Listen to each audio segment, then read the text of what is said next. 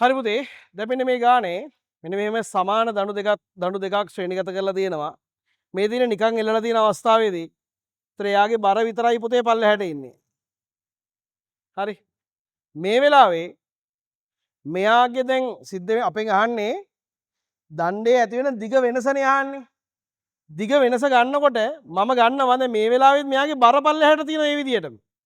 හරි. එයාගේ බර පල්ලෙහාට mg ඉන්නවා. හැබැයි අමතරව උඩට උඩුකුරු තෙරපුමකුත් ඇති වෙලා තියෙනවා.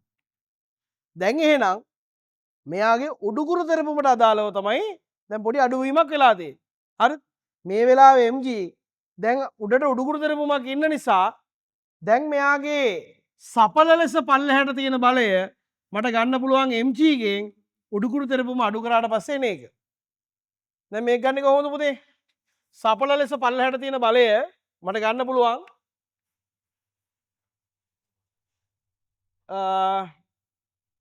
mg කියලා කියන්නේ කවුද? mg කියලා කියන්නේ යාගේ පරිමාව වැඩි කරනවා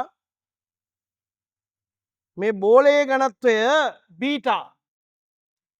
හරි g ඍණ උඩුකුරු තෙරපුම මුළු පරිමාවම ගිල්ල තියෙන නිසා v මයි. හැබැයි ද්‍රවයේ ඝනත්වය රෝ g. එතකොට මෙතනින් ගත්තට පස්සේ පුතේ vg එළියට ගත්තාම බීටා ඍණ රෝ කියලා ඔන්න දැන් අමතර බලය අපිට දැන් ඇවිල්ලා තියෙනවා. හරිද? දැන් ඔය අමතර බලය නිසා හරි? දැන් අමතර බලය නිසා පැහැදිලිද? අමතර බලය නිසා මෙයාගේ ඇවිල්ලා තියෙන දිග වෙනස් වීම අපිට ගණනය කරන්න පුළුවන්. හරි? සාමාන්‍යයෙන් දණ්ඩක් ගත්තොත් එහෙම මේ ප්‍රත්‍ය බලය සම්බන්ධ සමීකරණය යම් මාපාංකයේ E බෙදීම L නේ. එතකොට E කියලා කියන්නේ කවුද දැන්? FL බෙදීම AY නේ. ඔන්න ඔය විදිහට අපිට ඕක හොයන්න පුළුවන් නේ.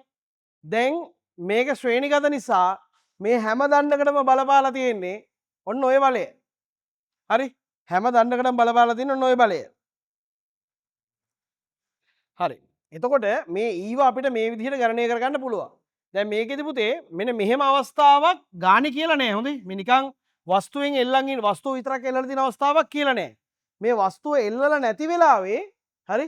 වස්තුව එල්ලලා නැති වෙලාවේ තියෙන දිග තමයි ආරම්භක දිග විදිහට ගන්න වෙන්නේ. එතකොට මෙයාගේ ආරම්භක දිග L මෙයත් L. දැන් මෙයාගේ ඇති වෙනවා පුතේ E1 කියලා එකක්. මෙයාගේ ඇති වෙනවා E2 කියලා එකක්. එහෙනම් සමස්ත විතතිය කියලා කියන්නේ කවුද? E1 ධන E2. එහෙනම් E1 ගණනය කරන්න පුළුවන් F L A Y1 ධන එකම බලය එකම දිග එකම හරස්කඩ වර්ග බලය හැබැයි යම් මාපාංකය වෙනස්. එතකොට මෙතනින් ගත්තට පස්සේ FL බෙදීම A එළියට අරගත්තට පස්සේ මෙතනින් එනවා 1යට Y1 ධන 1යට Y2. දැන් F කියලා කියන්නේ පුතේ මේ වෙලාවේ දණ්ඩ ඔස්සේ පල්ලෙහාට තියෙන සපල බලය. එහෙනම් මුළු විතතිය මෙතනින් ගණනය කරන්න පුළුවන් F වෙනුවට මෙන්න මෙයාව දාලා එහෙනම් V බීටා ඍණ රෝ G L බෙදීම A වාරයක් 1යට Y1 ධන 1යට Y2 කියලා අපිට සමස්ත විතතිය පහසුවෙන් ගණනය කරන්න පුළුවන්.